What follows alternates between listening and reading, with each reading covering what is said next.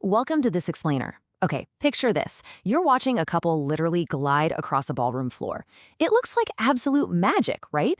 And you've probably caught yourself thinking, man, I wish I could do that, but honestly, how long would it actually take? That right there is the ultimate barrier to entry. We see the beauty, but the timeline feels like a total, complete mystery. Well, today we are completely demystifying the whole process of learning ballroom dance. Using some incredibly structured insights from instructor Vladislav Knight of Dance Chicago, we're going to figure out the exact return on investment for your practice time. So whether you just want to survive a friend's wedding without, crushing anyone's toes, or you're dreaming of that competitive spotlight, you can finally stop guessing and just start dancing. Okay, let's dive into this and tackle the core question literally every single beginner asks before they even step foot in a studio. How long until I look effortless? It's kind of the holy grail, isn't it, for anyone lacing up a pair of dance shoes? You just want to step out there, wait for the downbeat, and move completely organically, without looking like you're intensely doing advanced calculus in your head just to count your steps. But to reach that breathtaking level of fluidity, we really have to look past the magic of the performance and focus entirely on the nuts and bolts, the actual mechanics of learning. And this brings us right to a fascinating roadblock, what we call the effortless illusion. You see, ballroom dancing looks perfectly easy when it's done right, but real progress requires a highly intentional timeline. The hard reality of the dance floor is that your personal timeline depends entirely on what you're actually trying to achieve here.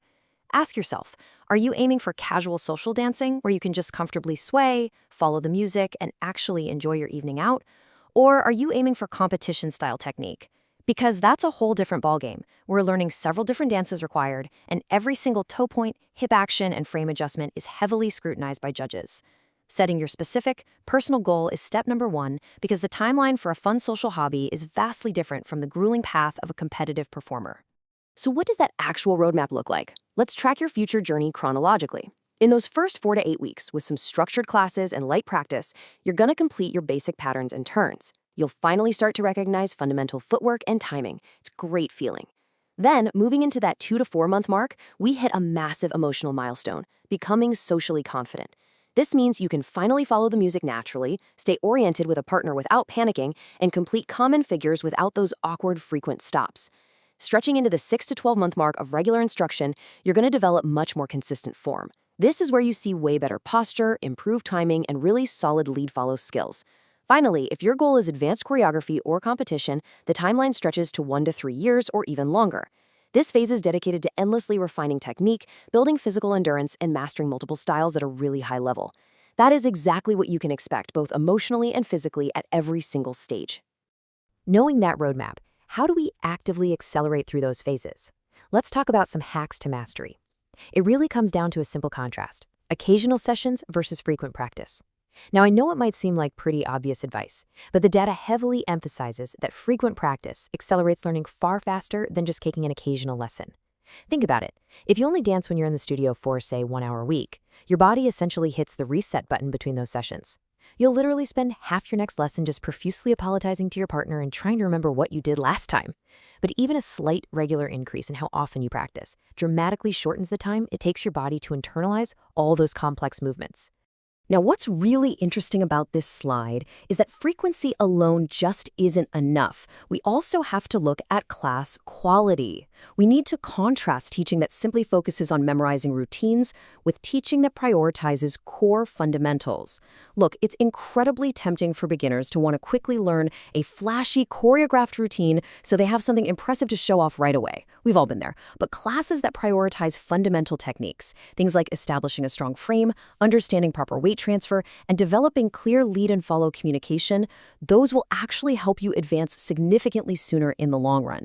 Memorizing a routine only teaches you one specific string of steps for one specific song. Learning the fundamentals, though, that teaches you the actual language of dance, empowering you to adapt to absolutely any partner and any music. Ultimately, your progression relies on a combination of 5 major factors. We just covered practice frequency and class quality, but a third absolutely crucial factor is partnering consistency. Having a steady partner drastically reduces timing errors because you learn to read their subtle movements and cues. It's like a shortcut for your brain. Physical familiarity also plays a massive role. If you already have good coordination or maybe some prior dance experience from another style, your progress is naturally going to be quicker. And finally, focus on smart dance selection. Learning just one style initially, like the waltz, is significantly easier than trying to juggle multiple complex rhythms all at once, like tackling tango, cha-cha, and foxtrot simultaneously. Focus is absolutely your best friend here. As you actively juggle all those factors, you will inevitably hit the relearning phase. The source material explicitly notes that uneven early progress is perfectly normal. Let's be real here. Some weeks, you're going to step into the studio and feel like an absolute superstar, mastering steps with total ease. Other weeks, you might feel like you've completely forgotten how to walk, let alone dance, and you're essentially relearning your technique all over again. I want to empathetically reassure you, this is completely 100% normal. Actually, scratch the idea of relearning. When you feel this frustrating plateau, it simply reflects your brain and your body working intensely behind the scenes to build that essential muscle memory. You aren't regressing at all. Your body is simply catching up to your brain.